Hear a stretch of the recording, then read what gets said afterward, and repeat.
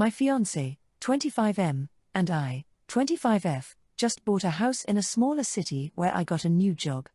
We are from Chicago and have had some culture shocks from moving to a small town. We found this house we loved and made an offer at asking price. Her counter offer was adding $15,000 over asking price, otherwise she wanted to have an open house. She had the open house and she came back after accepting our expired offer.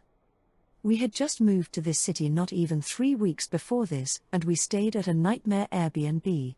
So we asked to put in an amendment to move in after the inspections, before closing. They agreed, with the stipulation that they could continue to get their furniture out until closing. We agreed and the seller even called us. She's very upset about leaving the house. It means a lot to her, but she's remarried and they have 5 kids combined from past marriages, important later. She reassured us that she only has a few pieces of furniture to move out and they'd get it out very soon. Move day comes and the house is fully furnished with her furniture. With our truck out front, fully packed with movers to help us. We had no choice but to have the movers put her stuff in a few rooms and garage so we can get our stuff into the house. I call her and her husband comes to start moving and picking things up. This is when I learn she's been moved out for months. Anyways, I'm pointing out all her stuff to him so he can take care of it while I direct movers. She had stuff in the cabinets, the house is not packed. The movers get her stuff moved to the best of their ability, which added probably 2 hours to our bill.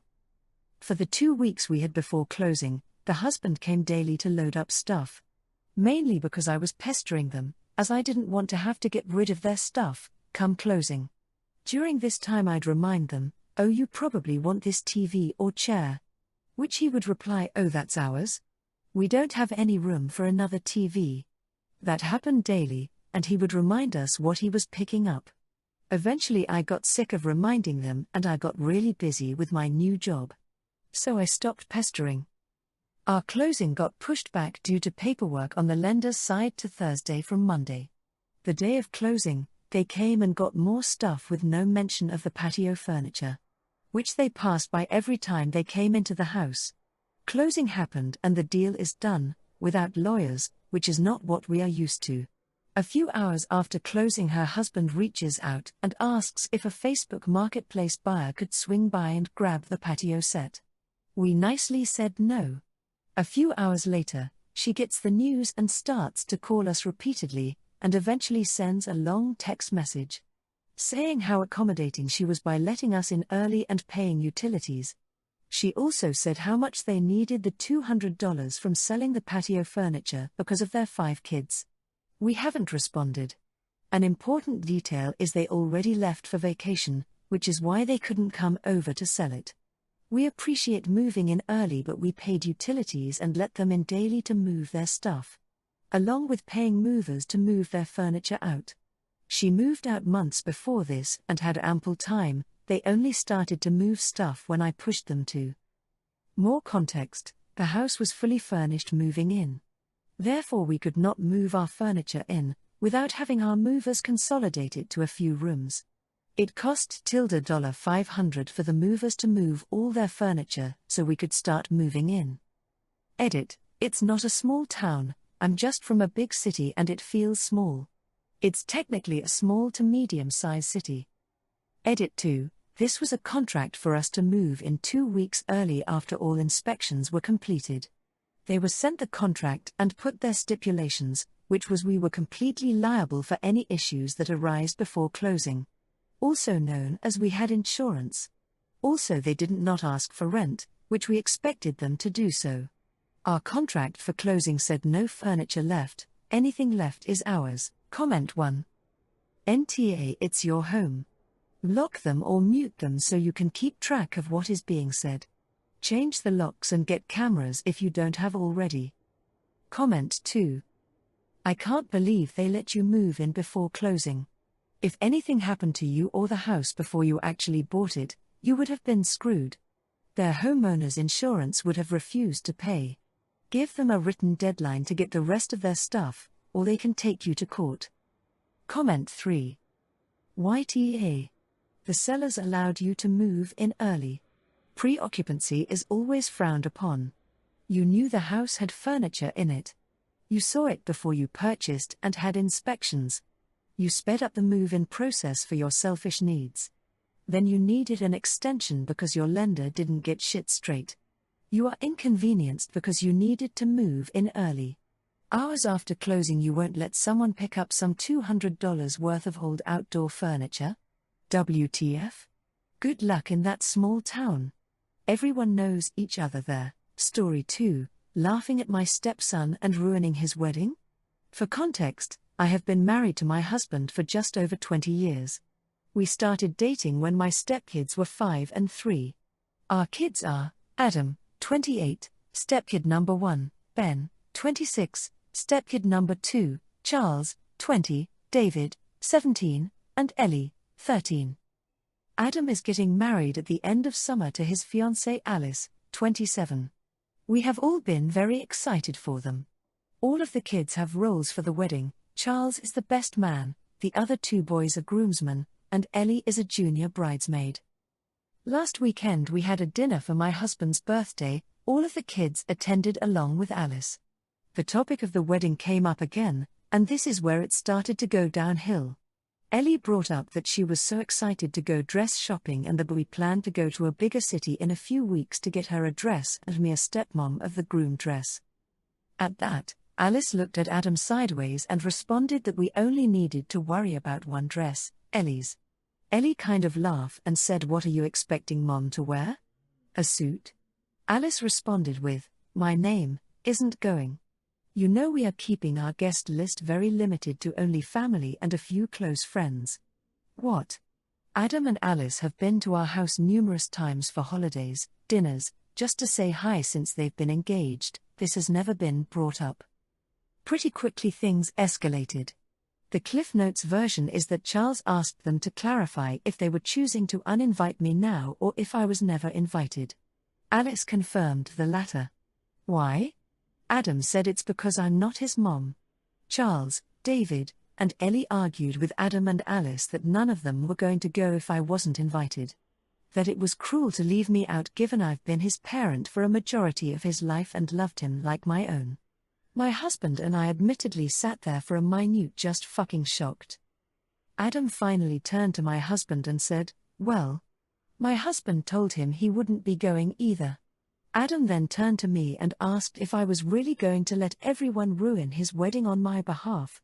Here's where I might be the asshole. I just laughed. What came over me, but the entire thing was just so ridiculous that laughing was the only thing I could get out. I told my husband I'd be waiting in the car and left. And then promptly bawled my eyes out. Anyways, Charles, David and Ellie are not talking to Adam. Adam called my husband yesterday to try and smooth things over. He was still adamant I'm not invited and it's their wedding. He also requested I apologize for laughing at him. My husband told him tough shit. It's their wedding and they can invite whoever they want, but they can't control who will actually go.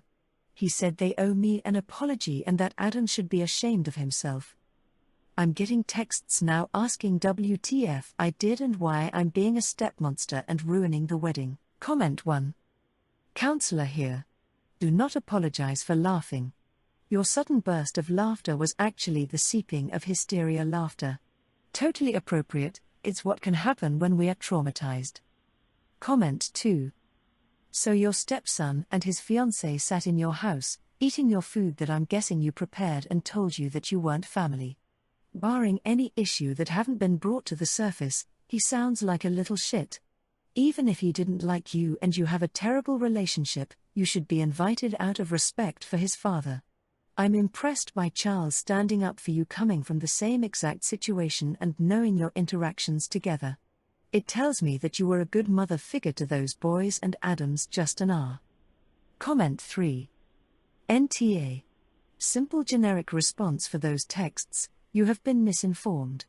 I was told I was not invited to the wedding, and have done nothing beyond that. I don't see how I could possibly ruin a wedding I'm not attending. Story 3, calling my husband a disgrace after he said my miscarriage ruined his birthday. I miscarried yesterday afternoon about 12 p.m. I've never had a miscarriage before and this baby was so wished for, so it's all so fresh, and I'm sobbing right now, so I apologize in advance if it doesn't make a whole lot of sense. My husband turned 27 yesterday. I 26F was pregnant with mine and my husband's 27M second child. Yesterday, I was 8 weeks pregnant. The day before yesterday we saw a beautiful heartbeat flicking on the screen, and today I'm devastated. I was playing with our 2-year-old when I felt a pressure in my lower abdomen. Not long later, I noticed bleeding and I let my husband know immediately that I had discomfort and bleeding. Before long I had passed what I believe is the fetus and I messaged him, I think I lost the baby. I wanted to keep him updated and I guess I was seeking some kind of emotional support. I asked if he could come home and he said of course, if it's urgent. I said I think it is because the pain and bleeding is getting worse and I'm starting to feel lightheaded and our 2-year-old is unattended in his playroom right now. We have no friends or family near that I could call who would get to us quicker than he could. I had to clean myself up, crawl downstairs to take paracetamol, make my son his lunch and then put him down for a nap. At this point my husband still isn't home. He was working approximately 30 minutes away and took closer to 60 minutes to get back. Hours later when I asked, it was because he'd stopped at Tesco to pick up some beers. I ended up very poorly, losing lots of blood, lightheaded, vomiting etc., and he had to take me to A&E. By the time I was discharged it was almost 8 p.m. Last week, I had said I'd make him his favorite dinner for his birthday, which he reminded me when we were almost home. I said I wasn't feeling up to it and that whatever takeaway he wants is on me. He said for duck's sake under his breath and then muttered something along the lines of this bullshit has ruined my birthday. He didn't stop to get any takeaway. He just drove straight home. He put our son to bed and I went to bed and I'm not sure what he did after. I didn't see him this morning as he had already left for work. He's not messaged me all day and he got home a few hours ago. It's now 8:40 p.m., and he's been giving me silent treatment. I tried to speak to him about an hour or so ago and he ignored me and I called him a disgrace. He slammed the bedroom door and locked me out of the bedroom. His mum has since messaged me and said I need to be patient as he's also had a loss. She didn't ask how I was or anything. He's obviously speaking to his mum, but why isn't he opening up and speaking to me? She said I was harsh? I'm feeling utterly emotionally neglected right now. My body has been through emotional and physical hell. I understand that my miscarriage came at a ducking inconvenient time for him as it was his birthday and all. I'm not sure if it's the hormones making me feel crazy, but is it nuts to contemplate divorce? Comment 1. Oh sweetheart, I'm so sorry for your loss. I've been there, and it's awful. Do you have anyone that can come help you out for a few days since it appears you married an ungrateful, self-centered person? My first loss was at 19 weeks, and his funeral was the day before his dad's birthday. Not once did he say a damn thing about it. You're definitely NTA here, but I have to wonder about this man you married and where you go from here. Hugs from an internet stranger. Comment 2. NTA. I am so sorry for your loss. He is a disgrace, a waste of skin and an oxygen thief. He didn't rush to help you. He didn't help at all. He locked you out of your bedroom while you were recovering? That you're asking if you are tells me he's already got you deep in abusive doubting yourself. How much else has not been okay, swept under the carpet? You do not want to stay in a relationship with this man. You don't want your living child to grow up seeing this relationship as okay or normal. Story 4, calling my sister moronic for considering giving up her college offer to stay with her BF. Please help because I feel like I am watching my sister throw her life away. I am 23F and my sister, Anna, is 18F. Anna is a senior in high school and has always been a really great student, smart, passionate, etc. She's on her school's robotics team and wants to study engineering in college, and has perfect grades in math and science. A few weeks ago, we were ecstatic when Anna announced that she got into a top engineering school. It's out of state and expensive, but she was offered a partial scholarship, and with financial aid it should be affordable. Our grandparents also offered to pitch in to cover any additional costs so that the financial burden would be taken off of Anna. When Anna found out that she got in, she was over the moon. But recently I've noticed a change in how she talks about it, and she doesn't seem excited anymore. After she went for a tour last weekend for accepted students, she sounded miserable when I called her. A few days ago my mom told me that she overheard a conversation between Anna and her boyfriend. She has been dating this guy, Joe, 19M, since she was a sophomore and he was a junior. He now goes to a local college about 20 minutes from our town. He seems like a perfectly nice guy, and smart too. But apparently, if she goes away to school, he will break up with her because he doesn't want to do long distance.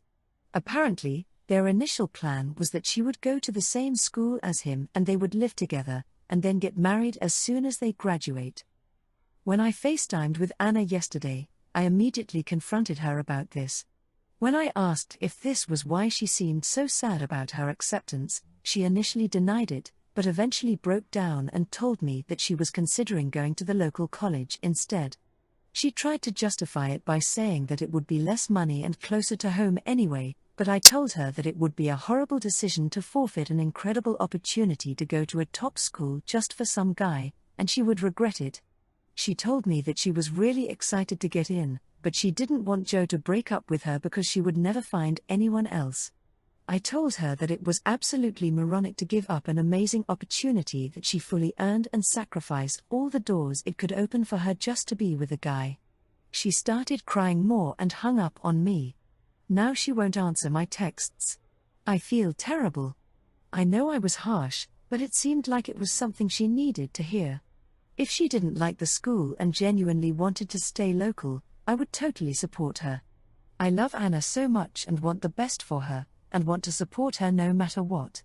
But I can also see that she will likely regret giving this up just to be with her boyfriend who doesn't even want to slightly compromise.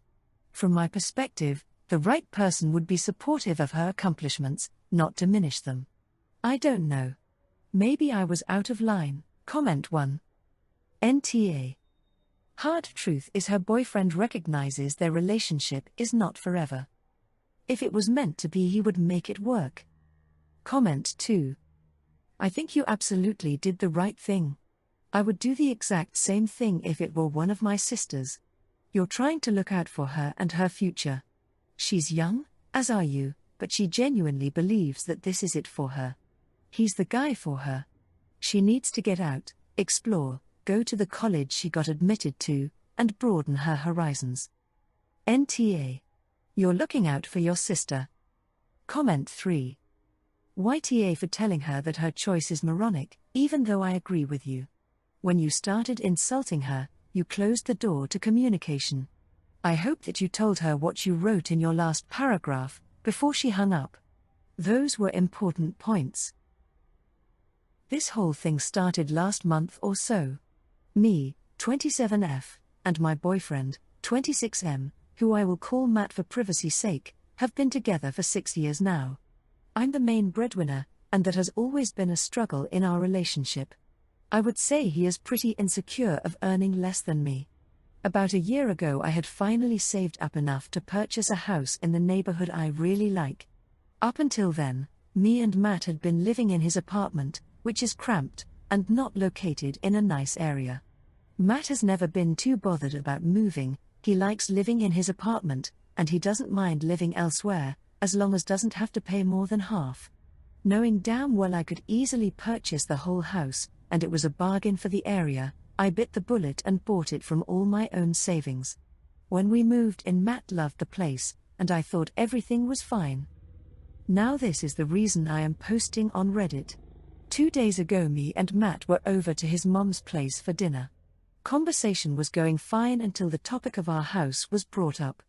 Mother-in-law mentioned how proud she was of Matt for owning his own house at 26, which I was confused about, but obviously didn't want to start anything at the dinner table. Then Matt's sister chimed in about how much of an achievement it was. Matt looked over at me, not saying anything. I'm not usually a petty or confrontational person, but something about the fact that I was the one who not only bought the house, but also paid majority of the bills, and Matt didn't even drop $1, stuck with me. So I decided to say something. I asked Matt who really bought the house in front of everyone. I know, it was a dick move, but honestly I was so riled up by that stage. Matt said nothing, and then I announced to everyone that Matt didn't even contribute to buying the house. Immediately after saying that, I packed up my stuff and went home.